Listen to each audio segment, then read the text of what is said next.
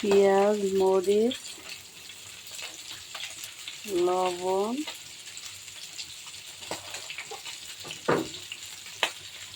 ওই মাছটা দেখো, লবণ, হলুদ আর হালকা একটু শুকনো মরিচের গুঁড়া। এই হচ্ছে ইলিশ মাছের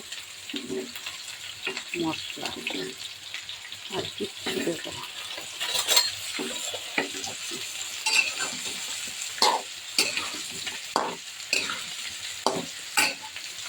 তুলে ফেলো।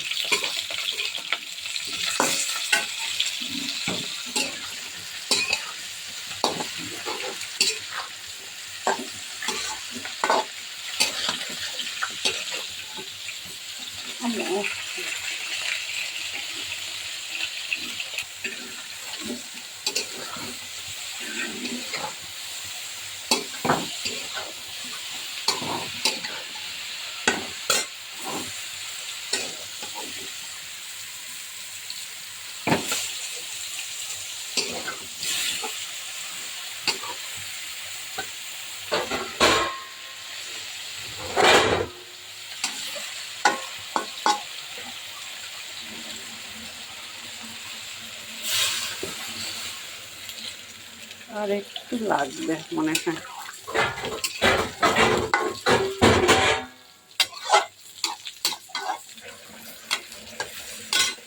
আসসালামু আলাইকুম বন্ধুরা, কেমন আছেন সবাই? আলহামদুলিল্লাহ, আল্লাহ রহমতে ভালো আছি। এই তো আমি চলে এসেছি রান্নাঘরে। বড় আমার দিদুনকে নিয়ে, দিদুনকে সামলাচ্ছে।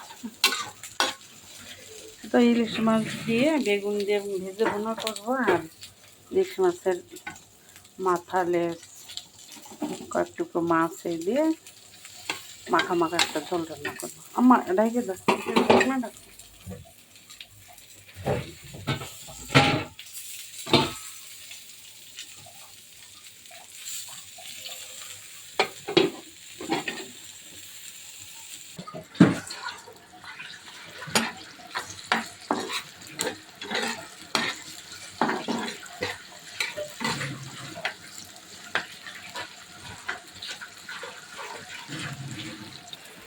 আট কেজি বুড়ি আনতে চাইছিল, পরে বললো যে মৌমনার কাছে শোনো, যদি সবাই মিলে ক্লিন করতে পারো তাইলে আনবো।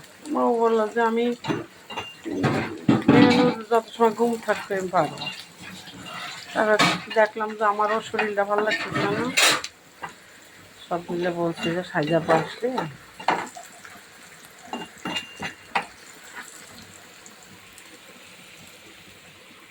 লবণ, হলুদ, শুকনো মরিচের গুঁড়া, পেঁয়াজ, কাঁচামরিচ।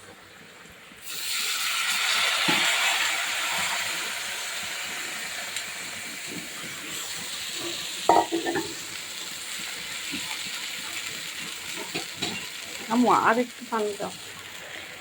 আমাদের বেগুনের তরকারিটা হয়ে গেছে, নামিয়ে নেবো এখন।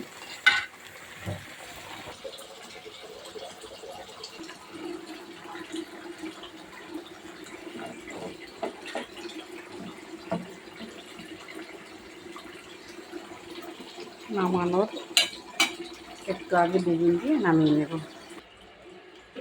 এটা ইলিশ মাছ ভাজাও হয়ে গেছে। এই ছিল আজকে আমাদের রান্নাবান্না আমার পর্ব শেষ। এখন ছোট আম্মুর ক্লিন করার পর্ব।